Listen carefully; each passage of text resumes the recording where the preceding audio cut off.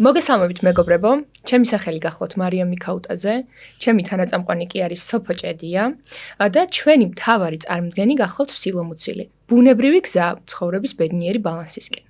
ჩვენი სტუმარი კი არის ქალბატონი ნატალია ხონელიძე, რომელიც არის ერთ-ერთი პირველი და ინოვატორი ამ სფეროში, რასაც ეხება ინვიტრო რეპროდუქტოლოგია და ასე შემდეგ. უდიდესი მადლობა სტუმრობისთვის. მადლობა თქვენ. ქალბატონი ნატალია, დიდი მადლობა მობრძანებისთვის. ჩვენ დიდი ხნის მეგობრები ვართ. თქვენ ხართ პირველი ბატონ გიასთან ერთად, ვინც საქართველოში დაიწყო რეპროდუქტოლოგია და შექმნა უდიდესი ცენტრი, სადაც ძალიან ბევრმა ისწავლა.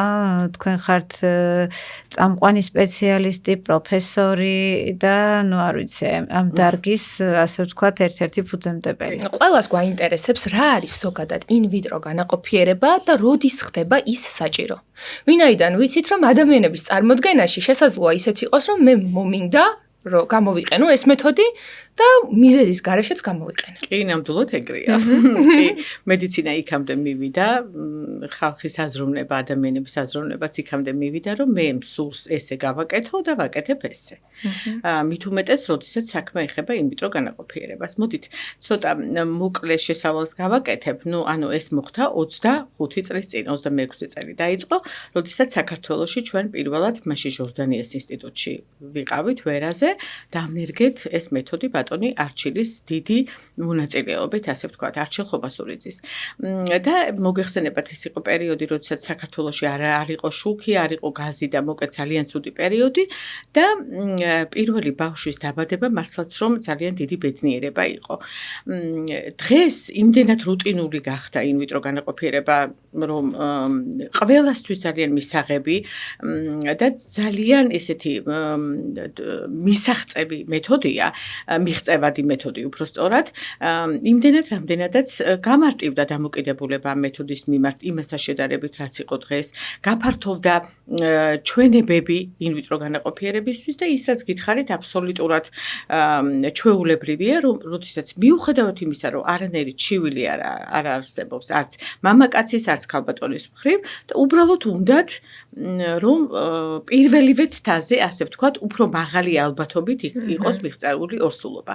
და რა არის ინვიტრო განაყოფიერება? ინვიტრო განაყოფიერება არის პროცედურა, როდესაც თუ ბუნებრივი გზით ვერ ხდება ორსულობა, ჩარევა ხდება ხელოვნურად, ანუ კვერცხუჯრედით დამოუკიდებლად გამოიყოფა ქალის ორგანიზმიდან, საკვერცხიდან, მამაკაციდან ვიღებთ სპერმას, ვაერთებთ სპერმატოზოიდს და კვერცხუჯრედს, მიიღება ემბრიონი და ეს ემბრიონი, რომელიც თავის გზას გადის ინკუბატორში, შემდეგ გადაიტანება ქალის ორგანიზმში და მიღებულია ორსულობა.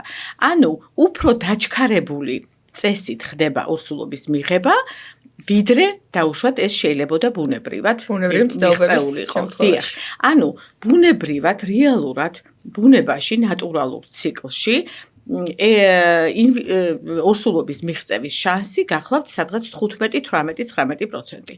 მაშინ, როდესაც ინვიტრო განაყოფიერებით საშუალო პროცენტი გახლავთ 35-40. ანუ წარმოგიდგენიათ, რომ 2.5-ჯერ და მეტჯერ უფრო მაღალი პროცენტი აქვს ინვიტრო განაყოფიერებას, ვიდრე ჩვეულებრივ ნატურალურ ციკლში.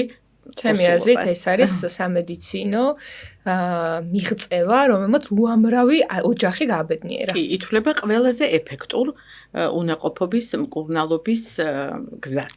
აი, უშვილობა უკვე განაჩენი აღარ არის, ხო? მაგრამ რატომ ელოდება ამდენი წყვილი ექიმთან მისვლას? ანუ რომელი უფრო დიდი შეცდომა აი ეს წყვილი გვიან მივიდეს ექიმთან თუ ადრე მივიდეს ექიმთან? კი. დღევანდელი პოდკასტის წარმომდგენია ფსილომუცილი. ბუნებრივი გზა ყოველდღიური ბალანსისკენ. ნაყოფიერებაში, შვილოსნობაში, უნაყოფობაში ზოგადად დრო არის გადამწყვეტი. ხო? დრო, რომელსაც ვერასოდეს მე უკან ვერ დააბრუნებ.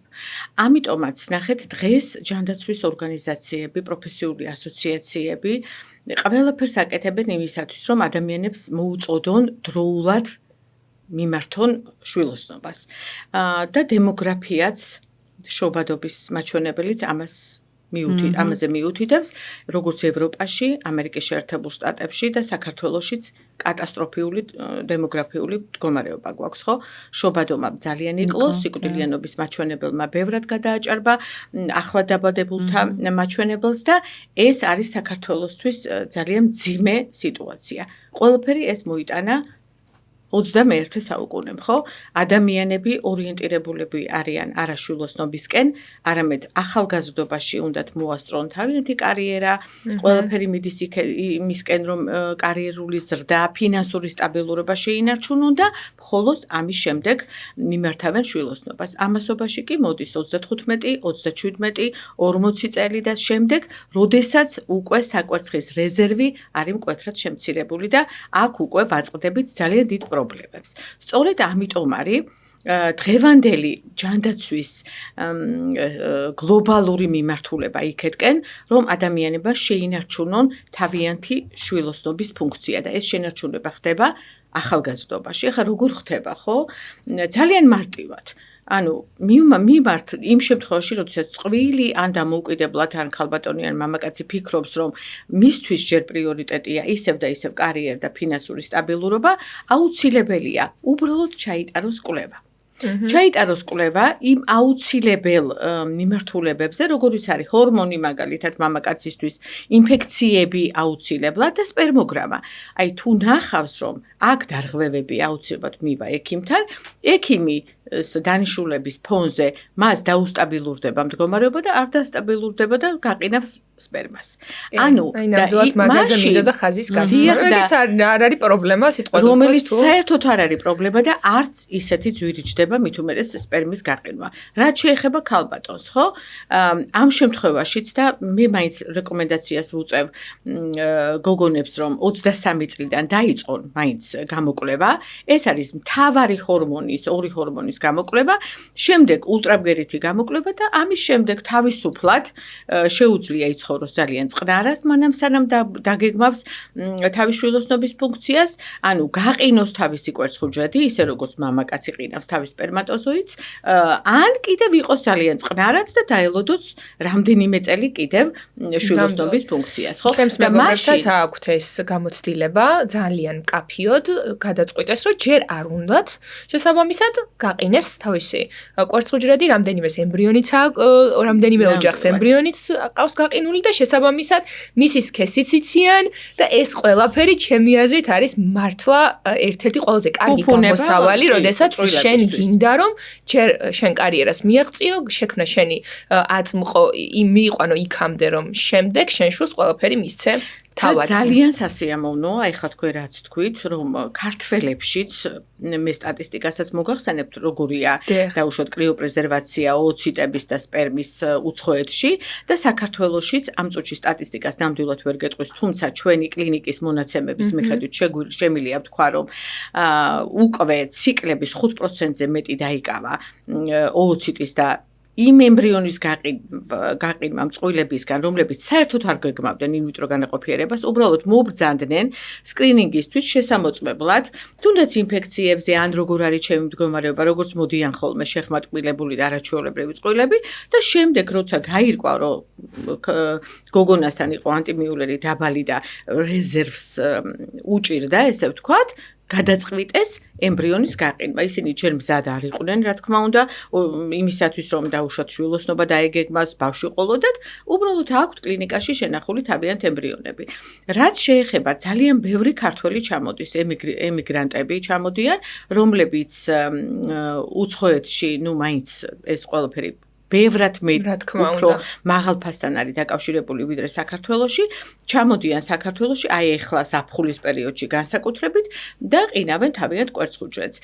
და კიდევ მოიმატა იმ პაციენტების, იმ ადამიანების რაოდენობა, რომლებიც სამსახურებრივად მიბრძანდებიან უცხოეთში, იქ რა პერიოდი მოუწევთ დარჩენა არ იციან და ტოვებენ თავიანთ ბიოლოგიურ მასალას საქართველოში. და რამდენად მონაპოვარი. ძალიან დიდი და აი რა რა მაინტერესებს, ალბათ მოსახლეობასაც აინტერესებს, რამდენად მიღწეულია, რომ ის გაყინული კვერცხურჯრედი ემბრიონი იყოს აბსოლუტურად ჯანმრთელი, დაცული ჩვენს პირობებში. კი, ნამდვილად 100%-ით არის დაცული. ემბრიონი იყინება იმ მდგომარეობაში, რა მდგომარეობაშიც იყინება და იქ მეტაბოლიზმი ჩერდება და როგორც კი გამოლღვება ემბრიონი, მეტაბოლიზმი აღდგება და განაგრძობს თავის ფუნქციას. ეს არის ზუსტად იმ გაყინვის მეთოდის დამსახურება, რომელიც არსებობს დღეისთვის, როდესაც survival, ანუ გადარჩენის პროცენტი არის ძალიან მაღალი, 90%-ზე მეტი, შეგვიძლია ვთქვათ 95-98% და აქაც მოდით განვიხილოთ ასაკობრივი ჯგუფები, ხო? ჩვენ ყოველთვის ურჩევთ პაციენტებს, რომ 35 წლამდე გაყინონ თავიანთი ბიოლოგიური მასალა, განსაკუთრებით კვერცხურჯრედი, იმიტომ რომ 35 წლამდე არის ზუსტად ის ასაკი, როდესაც კვერცხურჯრედის ფოლიკულური მარაგის საკვერცხეში არის ნორმალური და კვერცხურჯრედის ხარისხი არის სტაბილური და მაღალი. და გადაჩენადობა ამ კვერცხურჯრედის იქნება უფრო მეტად მაღალია გამოლღვების შემდეგ. და რაც შეეხება შემდეგ 35 წლის ასაკიდან ხო დრამატულად მცირდება უკვე კვერცხურჯრედის ხარისხი, იმიტომ რომ იქ იმატებს ანეუპლოიდის რაოდენობა და ასე შემდეგ, ანუ ქრომოსომული პრობლემები ჩნდება ასაკობრივად და შესაბამისად გადარჩენის პროცენტით შედარებით ნაკლებია და რაც მთავარია, შემდეგ უკვე ემბრიონად ქცევის შემთხვევაში იქ ხარისხობრივად შეიძლება უფრო ხარისხის მიხედვით შეიძლება უფრო ნაკლები ორსულობის პროცენტი უფრო ნაკლები იყოს. ჩვენ ადრეულ ასაკში, ჩვენი ბავშვობის პერიოდში და ცოტა ადრეს და ჩვენი ახალგაზრდობის პერიოდშიც ქალი რო გათხოვდებოდა, ის მოწმებდნენ, თქვათ, ფეხმძიმედ ხო არა ხარ, მთელი ნათესაობა დადგებოდა ჯარად და ეკითხებოდა, ეს იყო ძალიან დიდი სირცხვილი და ითვლებოდა, რომ ეს არაორსულობა, რომელიც არ დადგა ამ წყვილთან, იყო ყოველთვის ქალის ბრალი. როდიდან დაიწყო ის მომენტი, რომ მამაკაცმაც დაიწყო გამოკვლევების ჩატარება? ანუ მიზეზად, უშვილობის მიზეზად, ასევე დასახელდა მამაკაცი. კი, ეს მოხდა მე-20 საუკუნის ბოლოს, ჩვენი მიმართულებით მეცნიერების და სამეცნიერო დასკვნების ესეთი კატეგორიული დასკვნები დაიდო, რომ მამაკაცი გამოკვლეული არ იქნა, საერთოდ წყვილის გამოკვლევა რეალურად არ უნდა დაიწყო და შედეგამდე ვერ მიხვალ და ძალიან კარგია, რომ ეს სტიგმა აღარ არსებობს ნამდვილად, მაგრამ ეხლა რაღაცნაირად მინდა ვთქვა, რომ მეორე უკიდურესობაში გადავედით. ეხლა რა არის ეს მეორე უკიდურესობა? ანუ ადამიანებს გონიათ, რომ ინვიტრო განაყოფიერება არის ყოვლის შემძლე, რომ ნებისმიერ შემთხვევაში რა პრობლემაც არ უნდა იყოს. ინვიტრო განაყოფიერებით გადაიჭრება, არ აქვს მნიშვნელობა ასაკს, ინვიტრო განაყოფიერება გადაჭრის ძალიან ბევრი შემთხვევა. დღეში რამდენიმე შემთხვევა გვაქვს ისეთი პაციენტების მხრიდან, რომ გვეუბნებიან, არაუშავს ქალბატონო ნატო ან რომელიმე ექიმს, მე რა რომ მაქვს დაუშვათ პრობლემა, საკვერცხეში რეზერვი შემცირებული, ანტიმიულერი ძალიან დაბალია, არაუშავს ინვიტროს გავიკეთებ და ხო გამოვა.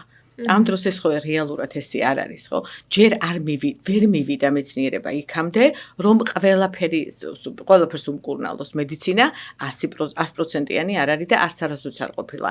შეიძლება არც არასოდეს არ იყოს, რა ვიცი, ვნახოთ, მაინც ადამიანის ორგანიზმია, ხო? ძალიან ბევრი კითხვის ნიშნებით. და შესაბამისად, ესე არ უნდა გაიგოს წყვილმა, რომ მე არ აქვს მნიშვნელობა 38-ის ვიქნები 40-ის თუ 45-ის, მე რა მოხდა, რომ ინვიტრო განაყოფიერებას გავიკეთებ და შვილი მეყოლება. არ არის სამწუხაროდ ესე. თუმცა, მე ალბათ გადავალთ დონაცია სუროგაციის თემაზე, იქ უკვე კი, ნამდვილად შესაძლებელია დონაცია. ბევრი პრობლემა მოგვარდეს. ამ მამაკაცის გამოკვლევის თემას რო დავუბრუნდეთ, მართლაც რეალურად დღესდღეობით ჩემი აზრით, უმრავლესობა ახალგაზრდა წყვილისა ორივე თანაბრად ემოწმება და იკეთებს ამ გამოკვლევებს. თქვენ პრაქტიკაში თუ გქონიათ შემთხვევა, როდესაც ვერ აგებინებდით წყვილს, რომ აქ შესაძლოა მამაკაც ქონოდა პრობლემა, არა ქალბატონს და მამაკაცი უარზე იყო გამოკვლევების. იცით რა, პრაქტიკულად ბოლო წლებში არ ქონია მსგავსი შემთხვევა, იმიტომ რომ იმდენად სოციალურმა ქსელმა განაპირობა, ალბათ ესეც კი ძალიან ბევრი რამ განაპირობა ამ მიმართულებით, წყვილი მოდის უკვე შეძენილი ცოდნით, სოციალური ქსელით. იმდენია ლიტერატურა, იმდენად მაღალია ცნობადობა ამა თუ იმ ინფორმაციის მიმართ და მით უმეტეს ახლა ხელოვნური ინტელექტის ასისტენტმა საერთოდ გადაჭრა პრაქტიკულად ყველანაირი პრობლემა და თუ თქვენ ბრძანებას სწორად მისცემთ, მოგეხსენებათ რომ იდეალური პასუხები არის გაცემული თავისი ლიტერატურით და სხვათა შორის მინდა გითხრათ რომ ამ ხრივაც ცოტა სტიგმას ვაწყდებით, იმიტომ რომ იმდენად განათლებულები არიან, მაგრამ აი რაღაცა შეიძლება გამოგრჩეს იმ განათლების შემთხვევაში და ძალიან საფეხურის ჯაჭვიდან ერთი ამოვარდა ჯაჭვი ირღვევა და აი ამის დარწმუნება უკვე პაციენტისთვის რომ აი თქვენ აი აქ ეს გამოტოვეთ და ამიტომაც ეხლა ეს ესია ცოტა რთულია. მე პირადად ეხლა ახლახანს ჩავიტარე მოკლედ ეს ზედაპირული გამოკვლევები და ჩემმა ექიმმა მითხრა რომ ძალიან კარგი ფოლიკულების რაოდენობა გაქვსო. და ამისთვისო სხვათა შორისო ბევრი გოგონა ჰორმონულ სტიმულანტებს იყენებს. ეხლა მე მაინტერესებს გოგონა, რომელიც მიდის ექიმთან და ამ უნიშნავენ ამ ჰორმონალურ სტიმულანტებს. როგორ მოქმედებს ეს ჰორმონალური სტიმულანტები გოგონაზე, რა გვერდითი ეფექტები შეიძლება ჰქონდეს და ზოგადად რაში გვეხმარება ეს ჩვენ? კი ბატონო, ანუ თქვენ გულისხმობთ სტიმულაცია, რომელიც საჭიროა იმისათვის, რომ მივიღოთ ბევრი კვერცხუჯრედი. უმეტესად ეს ხდება ინვიტრო განაყოფიერების შემთხვევაში და განსაკუთრებით ეფექტურია მაშინ, როდესაც კვერცხუჯრედები იყინება. რომ გქონდეს ადამიანს მარაგი და მერე თავიდან სტიმულაცია არ მოხდეს ისევ, ხო? ბოლო პროფესიული ასოციაციების დასკვნები გვიჩვენებს, რომ არც ერთი საკვერცხის სტიმულაცია, ეს იქნება ერთჯერადი 2, 3, 4 თუ 5, არ იწვევს საკვერცხის დაზიანებას, არ იწვევს ართვისებიან სიმსივნეს, არ იწვევს არანაირ გადახრას, როგორიც არის მაგალითად სისხლის ფორმულის, კოაგულაციის მიხედვით შეიძლება ერთჯერადად გამოიწვიოს, მაგრამ ეს არ არის ის, რამაც შეიძლება შემდეგ გართულება გამოიწვიოს და ასე შემდეგ. ასე რომ სტიმულაცია შეიძლება ქალბატონებმა ჩაიტარონ მე მაინც ვერ ვიტყოდი რომ ძალიან ბევრი. ვერ ვიტყოდი რომ ძალიან ბევრი უნდა ჩაიტარონ. აი მაგალითად პირველად როცა ჩვენ დავიწყეთ ამ თემაზე მუშაობა და საერთოდ გავხსენით ინვიტრო განაყოფიერების განყოფილება, სამედიცინო ტურიზმის სხვათა შორის ამ მიმართულებით დავიწყეთ პირველად ჩვენ 2003 წელს. წარმოიდგინეთ და 2008 წელს ჩვენ პარტნიორები გავხდით ისრაელის ერთ-ერთი ყველაზე დიდი სამედიცინო ტურიზმის სააგენტოსი. რომელთაც ჩამოყავდათ ძალიან ბევრი პაციენტი თვის განმავლობაში. და ჩემი გაოცება სად იყო? აქ პროგრამულად ქონდა ესეთი პროგრამაც, რომ ჩვენთან ირჩევდნენ სუროგატდედებს, ბიოლოგიური წყვილები აუცილებლად. ეს ბიოლოგიური წყვილები იყვნენ 25 წლისიც. სხვადასხვა გინეკოლოგიური დარღვევებით, ხო? იყვნენ 30-35 წლისიც და 43-42 წლისიც. ისრაელში როგორ არის კანონი? 45 წლამდე ყველა ადამიანს შეუძლია ჩაიტაროს ინვიტრო განაყოფიერება სახელმწიფო დაფინანსებით.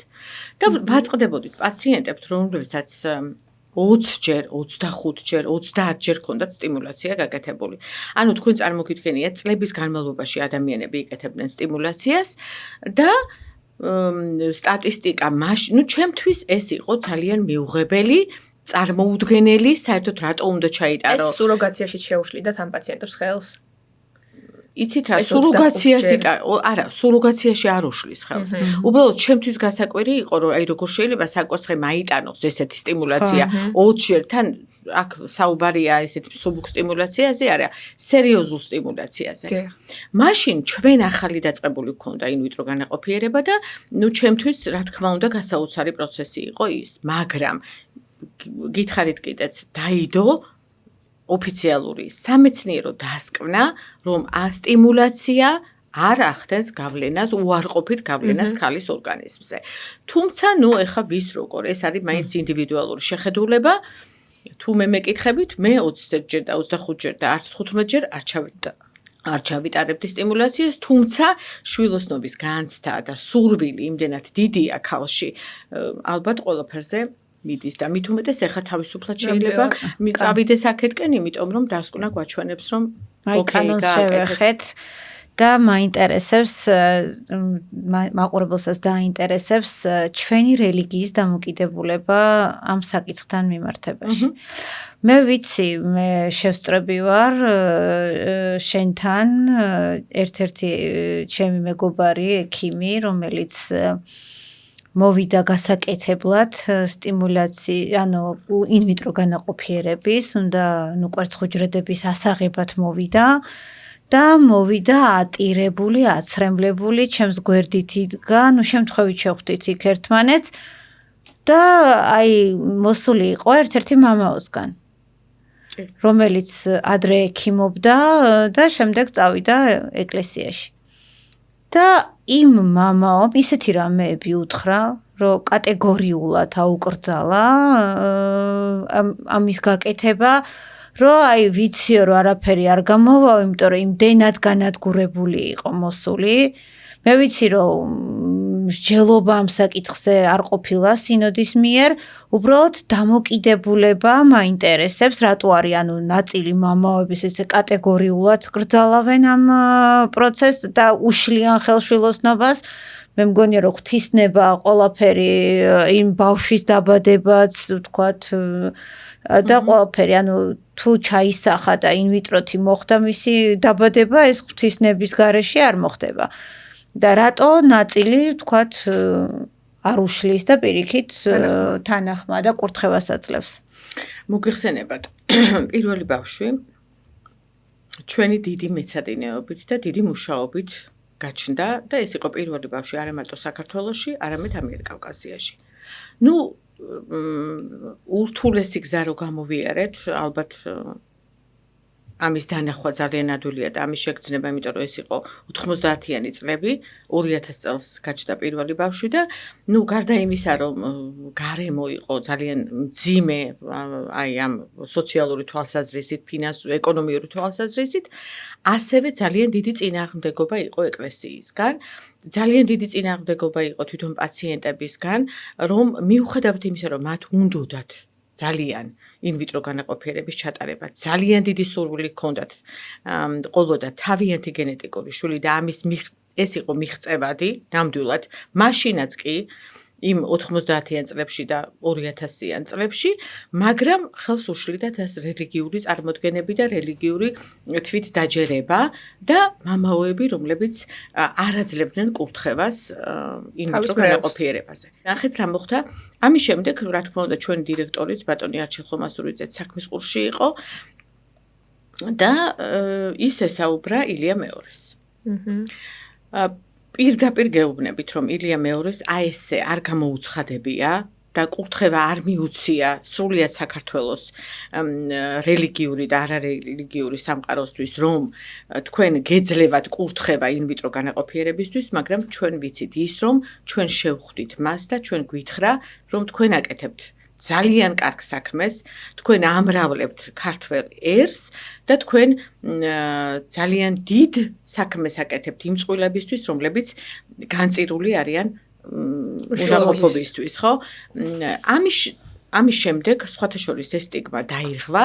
დღეს პრაქტიკულად მე არ მეგულება ადამიანი, ვინც ინვიტრო განაყოფიერებაზე რელიგიური მოსაზრების გამო უარს ამბობს, ეს რა თქმა უნდა არ ეხება სუროგაციას. სუროგაციის მიმართ დამოკიდებულება, როგორც კათოლიკური, ასევე მართლმადიდებლური ეკლესიის მხრიდან არის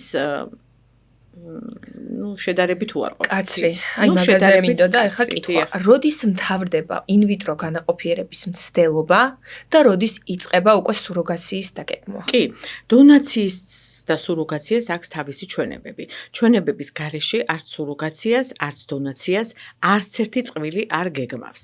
დონაციას თავისი ჩვენება აქვს.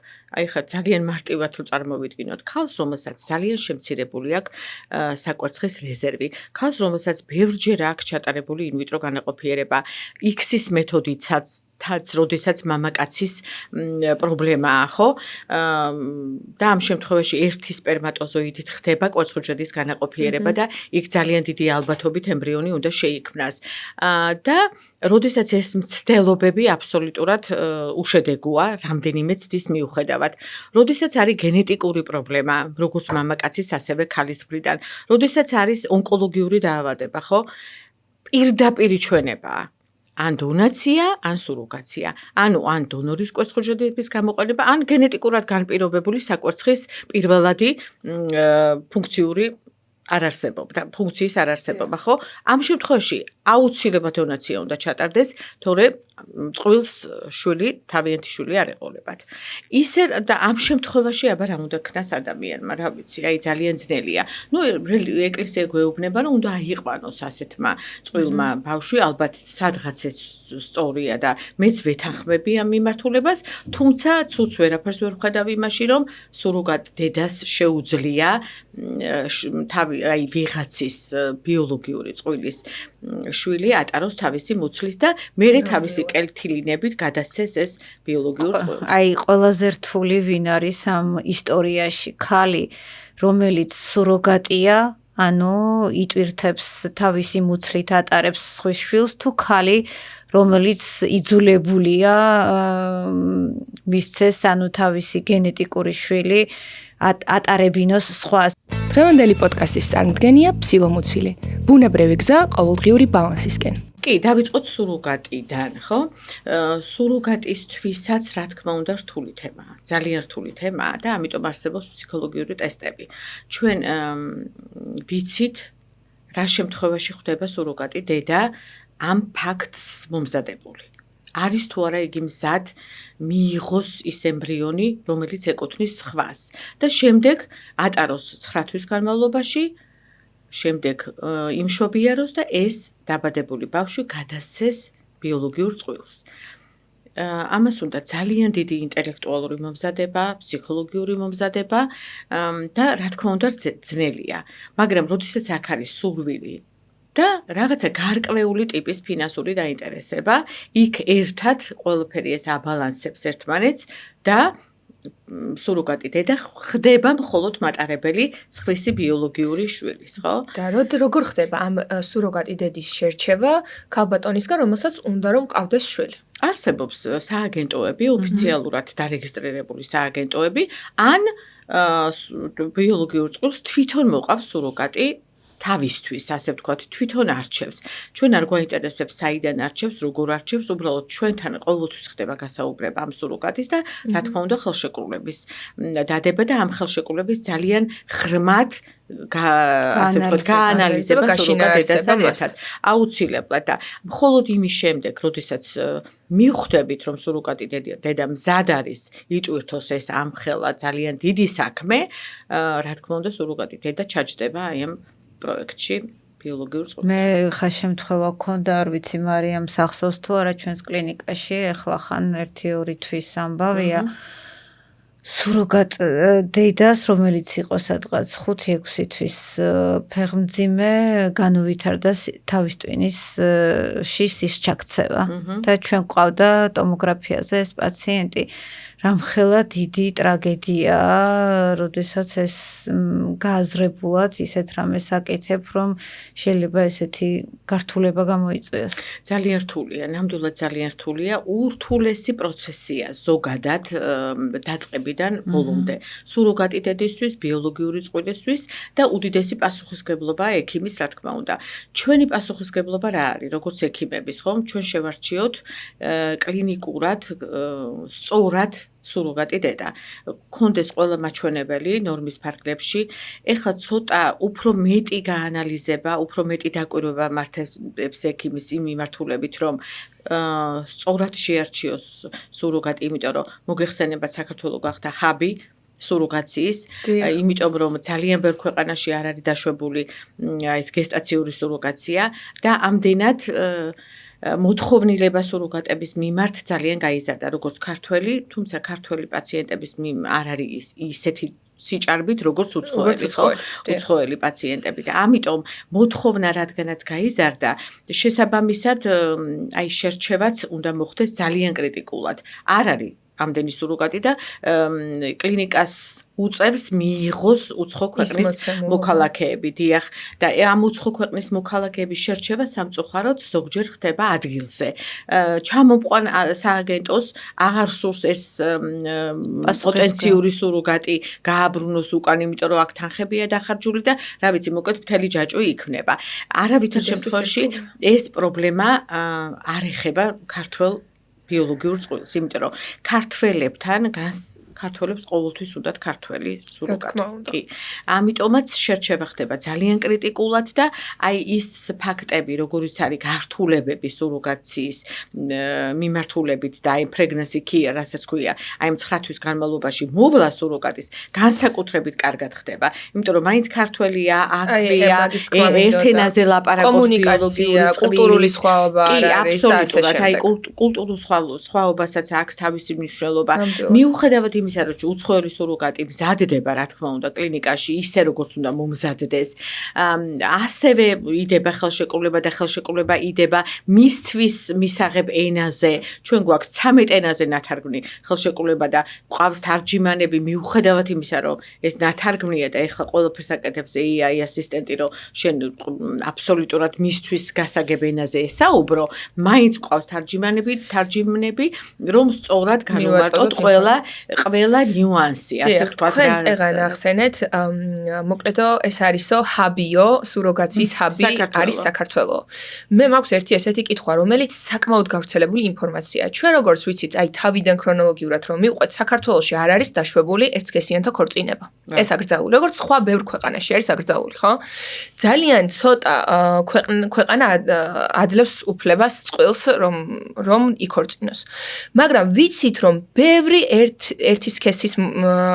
ერთსქესიანთა ქორწინების მომხრე წყვილი ჩამოდის და საქართველოში ახორციელებს სუროგაციულ პროცესებს. კი, გეტყვით, აი მე არ ამგონია რომელიმე კლინიკა და ვერ გააკეთებ ძალიანაც რო გინდოდეს, იმიტომ რომ თუ ცნობა, ოფიციალური ცნობა არ ჩამოდის იმის შესახებ, რომ წყვილი, მაგალითად ნატო და დათო არის ქალი და კაცი და ეს მოწმობა ქორწინების მოწმობა ან ბიოლოგიური წყვილის მოწმობა არ არსებობს, ისე ნოტარიალური ხელშეკრულება ვერ შედგება კლინიკასა და წყვილს შორის.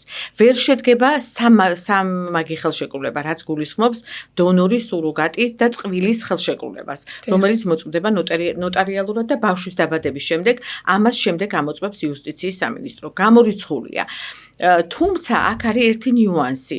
ანუ აუცილებლად წყვილი ქალი და კაცი ხვდება კლინიკაში. ხვდება რა, ჩვენ გვაქვს საბუთები. რომ დონაციას, სუროგაციას, ან მხოლოდ დონაციას, ან მხოლოდ სუროგაციას იტარებს ბიოლოგიური წყვილი, ან ქორწინებაში მყოფი წყვილი. და ეხლა იმის იქეთ რა იმალება, აბა ჩვენც არ ვიცით, ქართველი წყვილიც რომ მოვიდეს, თუ მათ აქვთ ქორწინების მოწმობა, ჩვენ ვერ დავიწყებთ გარკვევას.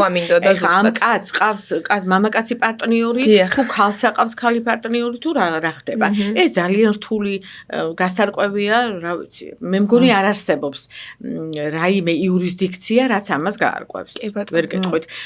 წყვილი ჩამოდის. ქალი და კაცი. და ნამდვილად ის არის რა პასპორტით ჩვენ გვაქვს, ხო? თუ არ ჩამოდის, ეს საბუთი ყოველთვის არსებობს. ხო, ანუ რეგულაცია ამას ზღუდავს და ესე ვერ მოხდება ვერანაირად, თუ იქ რაღაც ქვეშე თანხმებები არ არის, თვითონ იმ პიროვნებებისგან ვიღაცა სხვა ადამიანებთან ერთად. ძალიან საინტერესო ფაქტია ეს, ძალიან მაინტერესო. არც ერთი შემთხვევა. ჩემ კლინიკაში არ არსებობს და მე მგონია, რომ არც ერთ კლინიკაში არ არის ესეთი პრეცედენტი დაშვებული. ასევე კიდევ ერთი კითხვა მქონდა, ხშირად გაგვიგია ხოლმე, როდესაც ამბობენ, რომ სუროგატი იყო ოჯახის წევრი და მაგალითად ან ნათესავი. ეს რამდენად არის შესაძლებელი, რამდენად დაშვებული არის? იცით, რამდენი შემთხვევაა ეგეთი და იყო ძალიან ბევრი. სამწუხაროდ შემცირდა ქართველი წყვილების რაოდენობა კლინიკაში, ყველა კლინიკაში. ქართველი წყვილების ის რიცხვი, რომელიც ცდილობს ინვიტრო განაყოფიერებით და ჩვენებაც აქვთ ინვიტრო განაყოფიერებით ჩაიტაროთ მკურნალობა, ხო? ეხლა ეს გამოიწვია გადინება საქართველოსთან ამ პაციენტების თუ შემცირდა რეპროდუქციული ასაკის წყვილები თუ აი ზუსტად რაშია საქმე, ალბათ ძალიან ბევრი ფაქტორზეა დამოკიდებული და ამის მაჩვენებელია ზუსტად ის შობადობის მაჩვენებელი, რაც არის დღეს ქვეყანაში, ხო, სავალალო მდგომარეობა. განსაკუთრებით აი პირველ წლებში, პირველი 10 წლის განმავლობაში, როცა ჩვენ დავიწყეთ მუშაობა ინვიტრო განაყოფიერებაზე, ძალიან ბევრი დედა აჩენდა შვილიშვილს თვითონ. ძალიან ბევრი ბიძაშვილი, დეიდაშვილი და რძალი, აი რძალს ძალიან ბევრი პაციენტი ვიცი, დღესაც ურთიერთობები გვაქვს, როდესაც რძალმა გაუჩინა თავისი მეუღლის დას ბავშვი. საინტერესო ფაქტორია. ეს არის იდეალური ვარიანტი, როდესაც არ არის კომერციული დაინტერესება და არის ალტრუიზმი, ანუ სურვილი შენ გაუჩინო შენს ახლობელს შვილი, იმიტომ რომ მას არ აქვს ამის შესაძლებლობა. ზოგ შემთხვევაში სუროგატი დედის აყვანის საშუალებაც არ არის ფინანსური, იმიტომ რომ იქ მაინც იხდი, ხა შეიძლება ძალიან ბევრს არ იხდი, მაგრამ ჩვენთვის ვისთვის როგორ, ხო? ნამდვილად. და ამიტომაც ძალიან კარგი ვარიანტია ეს ალტრუისტული სუროგაცია. ამას წინათ ერთ-ერთ პოდკასტში გქონდა საუბარი, რომ ძალიან ცოტა კლინიკაა, სადაც ფსიქოლოგი ზის კლინიკაში. მაინტერესებს თქვენი უშუალოდ ამ მიმართულებაზე მუშაობს თქვენი კლინიკა. ფსიქოლოგია არის ძალიან წამყვანი ქალის შვილოსნობაში და აი ურთულეს გზას გადის ქალი, რომელიც ყოველთვე ატირებული და აცრემლებული აკვირდება ორხას, წითელ ორხას, რამდენად გამოვა თუ არ გამოვა ეს ინვიტრო განაყოფიერებითაც და ისეც ბუნებრივი გზითაც. აი ფსიქოლოგიურად რამდენად ხარდაჭერას უკეთებთ თქვათ ამ წყვილებს? გეტყვით. აი 10-დან შეიძლება 2 წყვილს გაუჩნდეს სურვილი ფსიქოლოგთან კონსულტირების. აი ძალიან საინტერესო კითხვაა და მადლობა ამ კითხვისთვის. ჩვენ გვყავს რა თქმა უნდა მოწვეული ფსიქოლოგი, იმიტომ რომ ადგილზე ფსიქოლოგის ყოლას რაღაცა აზრი არ აქვს. დიახ, ეხლა ვფიქრობთ, რომ მაინც ვყავდეს მიუხედავად იმისა, რომ ჩვენ ყველას ვეუბნებით, როგორც წყვილებს, ასევე სუროგატებს, დონორებსაც, რომ აუცილებლად გაიარონ კონსულტაცია ფსიქოლოგთან, მაგრამ დაინტერესება ამ მხრივ არ არის. რასთან არის ეს კავშირში, არ ვიცი, თუმცა პასუხი ერთია. ფსიქოლოგიურად ვარ ძალიან კარგად მომზადებული და არ მჭირდება ფსიქოლოგის კონსულტაცია. მიუხედავად იმისა, რომ ეს ფსიქოლოგის კონსულტაციას აფინანსებს კლინიკა. საინტერესო. ალბათ ნინო ყავდა ოკრებელაშვილი, რომელმაც გითხრა, რომ ძალიან ბევრ პაციენტს ამ შემთხვევაში, როდესაც აქვს შვილოსნობის პრობლემა, თვითონვე აი ემოციური განწყობა აქვს ისეთი, რომ სანამ ამას ჩვენ არ დავაბალანსებთ, თუნდაც მედიკამენტური მკურნალობით, რომ ამ პაციენტმა სიმშვიდე მოიპოვოს თავის თავთან და არ ეძებოს პრობლემა საკუთარ თავში და ასე შემდეგ, იქამდე შვილოსნობა არ დგება ხოლმე. განათლების პრობლემაა, მე ასე ვფიქრობ. ზოგადად სოციუმის განათლების პრობლემაა, რომ მას გონია, რომ მას ფსიქოლოგიურად ის მომზადებულია და ფსიქოლოგიურად ძალიან ძლიერია. ნებისმიერ ადამიანს სჭირდება ვითომეტეს ასეთ სიტუაციაში ფსიქოლოგის უნაყოფობა არის ძალიან დიდი სტიგმა, ნამდვილად არის, უზარმაზარი სტიგმა და დღესაც რჩება ინვიტრო განაყოფიერებაც სტიგმად. არ შეიძლება შევადარო იმ წლებს 2000 წლებს და დასაწყეს 2000-იანი წლების დასაწყის ნამდვილად, როდესაც ადამიანები აი ესე ჩამოფარებული ლაბადით შემოდიოდნენ, არავის არ დაენახათ. ქონდა სპეციალურად ოთახები, VIP ოთახი, სადაც მხოლოდ აი ესეთი პაციენტები შეყვავდა, რომ არასოდეს არავის არ დაენახა. ეს სტიგმა მოიხსნა მეტნაკლებად, მაგრამ ის რომ აღიაროს წყვილმა, რომ დაუშვათ ინვიტრო განაყოფიერება ჩაიტარა, აი ესეთი პაციენტების რაოდენობა მაინც არის მცირე. ანუ ჩვენ ყოველთვის ვფიქრობთ, რომ ჩვენთან, იმიტომ რომ პაციენტების, ქართველი პაციენტების რაოდენობა მართლაც ძალიან ბევრია სხვა კლინიკებთან შედარებით, იმ სტატისტიკის გათვალისწინებით, რაც ჩვენ ვიცით ზერელეთ, თორე სტატისტიკა, რეალური სტატისტიკა არ არსებობს და ძალიან ცუდია. მე ვთქვი კიდეც ერთ-ერთ გადაცემაში, რომ აი როგორ უნდა აირჩიოს თქვენი აზრით პაციენტმა კლინიკა. და მიენდოს ინვიტრო განაყოფიერების რომელიმე კლინიკას, აი რის მიხედვით, ხო, სტატისტიკის მიხედვით. რა რაოდენობით პაციენტი გაატარეს თვის განმავლობაში, რა აქვთ ორსულობის წარმატების მაჩვენებელი, როგორი აქვთ ბლასტოცისტების მიღების სიხშირე და კიდე ძალიან ბევრი ფაქტორი. ნებისმიერ ქვეყანაში არსებობს რეესტრი, ჩვენთანაც არსებობს, ხო, ეს რეესტრი, პროგრამა არსებობს, ნამდვილად უბრალოდ ბოლომდე არ მუშაობს ეს პროგრამა კარგად, ამიტომ ვერანაირად სტატისტიკა ვერ კეთდება. ნებისმიერ ქვეყანაში ნებისმიერ პაციენტს შეუძლია შევიდეს ამ რეესტრში და ნახოს ნებისმიერი კლინიკის მონაცემები, რაც არის აბსოლუტურად ვალიდური და სწორი. მთავარია კლინიკამ სწორი ინფორმაცია მიაწოდოს ამ რეესტრს, რომელიც ჯერ სამწუხაროდ არ ხდება. ამიტომ რას მოვაყოლე ახლა ეს იმას მოვაყოლე, რომ მიუხედავად იმისა, რაც არ უნდა იქიმს თხოვო გამომიგზავნე პაციენტი, აი აგენტს თხოვო, მაგალითად აიქირაო და მომიყვანე პაციენტი, არა. ყველაზე მეტი პაციენტი მოდის პაციენტისგან, კმაყოფილი პაციენტისგან. ამიტომ მე ყოველთვის ვეუბნები ჩემ ექიმებს და მადლობა ღმერთს, რომ ნამდვილად ესეთი აკადემიური ექიმებია, ყველა მიმართულებით ჩვენთან და განსაკუთრებით ამ სფეროში 40 წუთს პირველად პაციენტს ყველა ექიმი უთმობს და აი ამ პირველად გამოკითხვას თქვენ დამეთანხმებით ექიმი ხართ უდიდესი მნიშვნელობა აქვს რომ არ გამოგჩეს რაღაცა ნიუანსი ხო და დაარწმუნო პაციენტი რომ აი ეს არის სწორი და თქვენ ეს გჭირდებათ და ექიმა ირწმუნოს რომ ზუსტად იმას ეუბნება რაც არის რეალობა ხო და პაციენტმა არ შეგატყოს რომ შენ ზერელით ან ის პაციენტი თვალებით ისეთია რომ ის არჩევს რა არის სწორი და რა ის გრძნობს შიგნიდან ჭეშმარიტ ექიმს და სწორს ეუბნება თუ არა აუცილებლად დღევანდელი პოდკასტის წარმდგენია ფსილომუცილი ბუნებრივი გზა ყოველდღიური ბალანსისკენ ამიტომაც აი პაციენტი თვითონ ირჩევს კლინიკას. აი ეხლა არ დავასახელებ ექიმს რამოდენიმე ექიმს უპროსტორად ჩემ კლინიკაში, რომელთაც განსაკუთრებით გაეზარდათ ქართველი პაციენტების რიცხვი. რატომ? იმიტომ რომ აი წარმოუდგენლად განვითარებული პაციენტები მოდიან. მოვლილი რამოდენიმე კლინიკა, რამოდენიმე ქვეყანაც შეიძლება გქონდეთ მოვლილი ასე ვთქვათ, ანუ კონსულტირება გაწეული, ან ინვიტრო განაყოფიერება ჩატარებული განსაკუთრებით ბევრი აჭარის რეგიონიდან თურქეთში გადადიან და რატომღაც გაპიარდა იქ რომელიღაცა ექიმი რომ აი ის აკეთებს ინვიტრო განაყოფიერებას საოცრად და რომ მოისმინოთ და მისი დანიშნულება გაუგნდებით თავიდან რო რაღაცნაირად ლამია იყო 2000-იან წლებში ლამია ექიმბაში რომელთანაც ეს იყო მარნეულში, რომელთანაც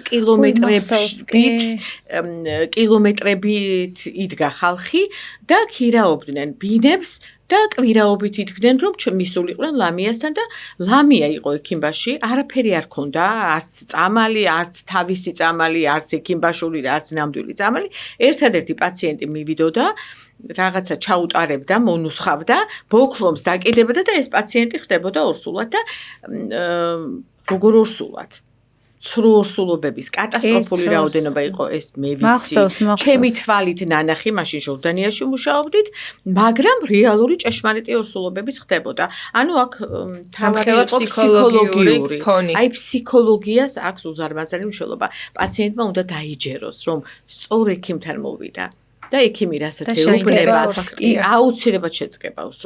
აუცილებლად შედგება ორსულობა და სწორედ ამის შედეგია კლინიკა ლიდერმედში იმ ქართველი პაციენტების რაოდენობა ნამდვილად რომელთა სიჭარბე ნამდვილად იგრძნობა ბოლო 1 წლის განმავლობაში ნამდვილად პაციენტს მოყავს პაციენტი კმაყოფილ პაციენტს მოყავს პაციენტი აი ინვიტროს წარუმატებლობის შემთხვევაში ხო ხშირია ესეც ხა 60%-ია ნუ წარმოიდგინეთ 30-70-ზე საშუალოდ 50%, 45-50 კი აქ იგულისხმება ყველა ასაკის პაციენტი და ყველა პათოლოგიით კი ნუ და ამის შემდეგ უკაცრავად ამის შემდეგ რა უფრო რთულია ახალი მკურნალობის დაწყება თუ აი შენარჩუნება იმედის ხო, ორივე ძალიან რთულია. ახალი მკურნალობის დაწყება ექიმისთვის არის ურთულესი, ვაი რო არ გამოვიდეს კიდე და ძალიან ბევრი უნდა იფიქრო რა შეცვალო.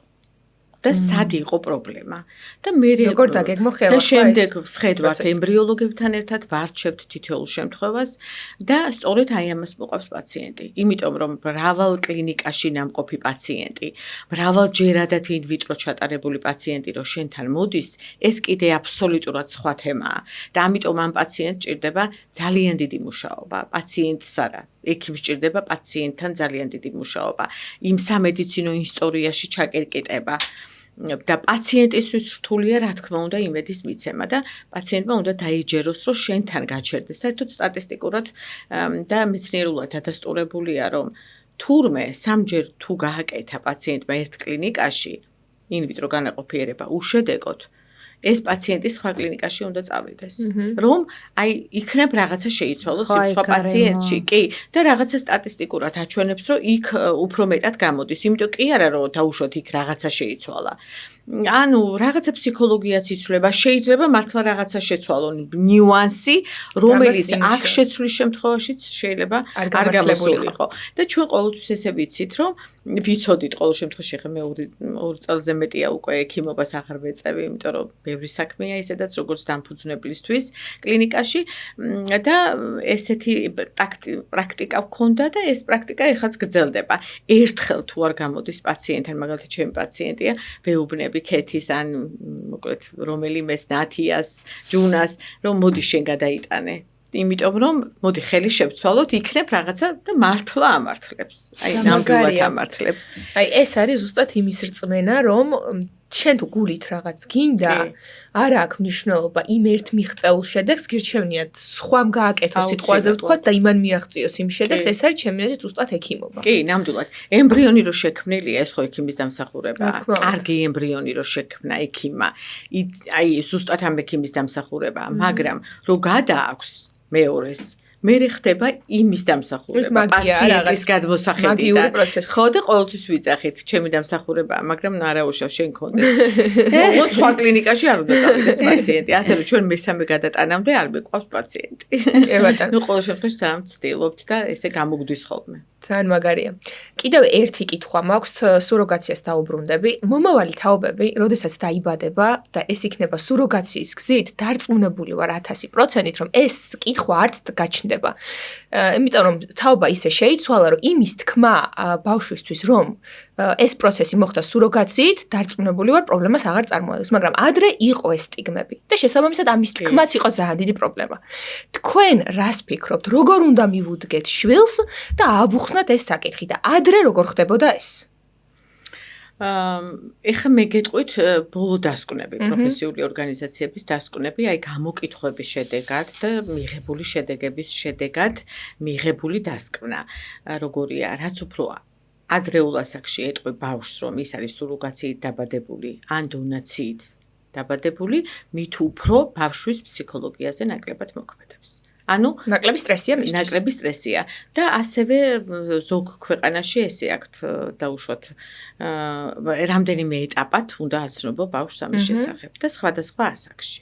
კი ბატონო, და ესეც ფსიქოლოგთან გავლის საგანია და დარწმუნებული ვარ ფსიქოლოგის ჩართულობით ამას პრობლემა არ იქნება. არ არის პრობლემა. რა მითები არსებობს ამ თემების ირგვლივ, რაც გვინდა რომ დავამსხვრიოთ დღეს ჩვენს პოდკასტში?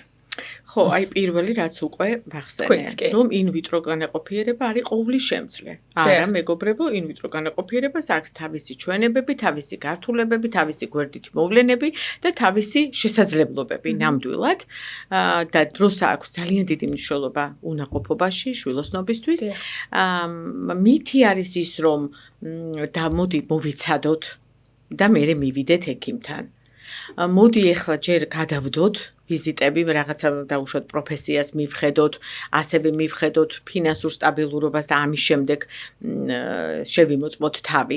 პირველ რიგში აუცილებელია შენი რეპროდუქციული სტატუსი შეამოწმო. აი ამას ვეტყვი ყველა ადამიანს, ვინც ზოგადად ხედავთ, არ უნდა გადადონ ვიზიტი ექიმთან. და კიდე არის რაღაცა ბევრი ნიუანსი, რომელიც, მაგრამ თავარი მაინც ეს არის, რაც დრო და დრო.